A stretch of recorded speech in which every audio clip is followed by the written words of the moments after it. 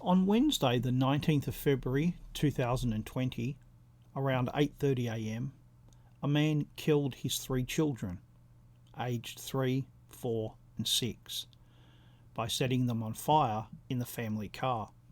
He then killed himself by stabbing himself in the chest.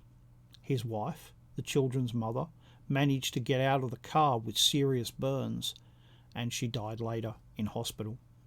5 people dead in an appalling tragedy.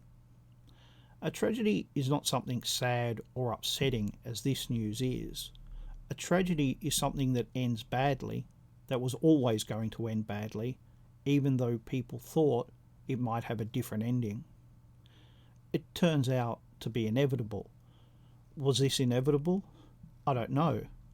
But what I do know is that the way society and the law treats men means that murder-suicides are inevitable. A strange thing about people is that we often divide things into male and female, even though both sexes do something. For example, we think of men when we think about money, power, jobs, violence, but about women when we think of beauty, hygiene, and emotions. Just to give some examples. As shorthand, it works fine. We get into trouble when we forget that it is shorthand. Society and the law treats men as if we do not have emotions, as if we have no right to feel. Certainly, men are not as connected to their emotions as women or children are, which means that when emotions do reach our core, they are extremely intense, and we find it hard to know what to do with these invasive thoughts. Unlike women, talking about emotions can make them seem more real, bigger. However, bottling them up can lead to an explosion. What men need are answers, not talk. But what answers are there when the woman you love leaves? What answers are there when you are treated as if you are not your own child's father? What answers are there when the things you have worked for are taken from you? In the past, before no-fault divorce, before men were demonized, these things were rare, but that's no longer true. When men have their lives destroyed and their hearts ripped out, they often find little support or sympathy, because men aren't supposed to have emotions, or at least they are only allowed happy emotions.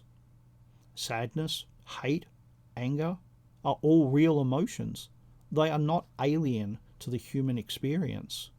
However, that is how they are treated today, as if these feelings should not exist.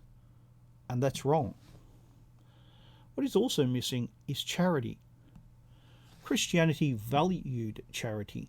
Today, when thinking about charity, we think of giving money. Charity also means a generous and forgiving nature, to be generous with our time, our love, and efforts. It also means to forgive those who wrong us, not automatically, but when someone seeks forgiveness, or we need to give it to ease our suffering. But charity is not often shown to men.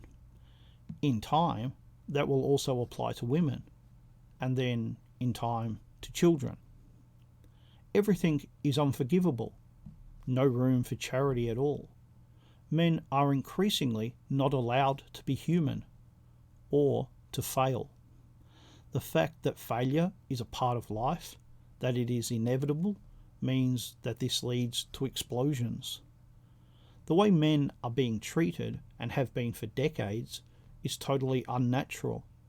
Men and women should have children within marriage, and that marriage should last for life. Sure, it's possible to live another way, with children being born outside of marriage, with marriage being regarded as a short-term thing, but these have consequences, and we can see those consequences all around us. The impermanence that has replaced the permanent. Nothing is stable or solid.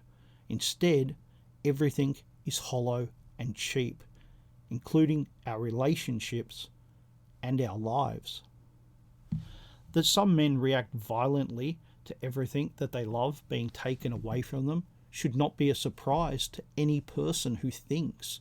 It might not be nice, but it is entirely natural. That can lead to suicide or murder should also not be a surprise. That does not make it good or something that we should encourage. However, we do encourage it.